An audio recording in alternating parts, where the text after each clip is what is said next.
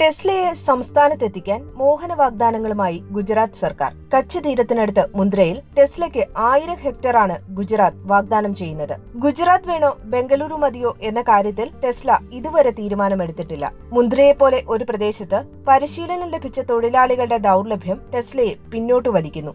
എന്നാൽ ഗുജറാത്തിൽ ഭൂമി വില വളരെ കുറവാണെന്നത് കമ്പനി പരിഗണിക്കുന്നുമുണ്ട്. നിലവിലെ റിപ്പോർട്ട് അനുസരിച്ച് കമ്പനി ഗുജറാത്ത്, കർണാടക സർക്കാരുകളുമായി ചർച്ച നടത്തിവരികയാണ്. Adani ports and special economic സോണിലാണ് ഗുജറാത്ത് സ്ഥലം വാഗ്ദാനം ചെയ്തതെന്നാണ് റിപ്പോർട്ട്. ഇന്ത്യയിലെ കസ്റ്റംസ് നിയമങ്ങൾ ബാധകമല്ലാത്ത ഡ്യൂട്ടി ഫ്രീ മേഖലകളാണ് സ്പെഷ്യൽ ഇക്കണോമിക് സോണുകൾ. മുന്ദ്രയെ ഒരു EV ഹബ്ബാക്കി മാറ്റാൻ ഗുജറാത്ത് ഭരണകൂടം ശ്രമം തുടങ്ങിയിരിക്കുകയാണ്. സ്റ്റാർട്ടപ്പുകളെ പ്രോത്സാഹിപ്പിക്കാനും മൊബിലിറ്റി രംഗത്ത് നിക്ഷേപകരെ കൊണ്ടുവരാനും പദ്ധതിയിടുന്നു.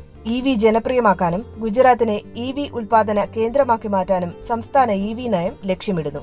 ബൃഹത്തായ ചാർജിംഗ് ശൃംഖലയ്ക്കായി 2020 മഹാരാഷ്ട്ര സർക്കാരുമായും ടെസ്ല ചർച്ച നടത്തിയിരുന്നു.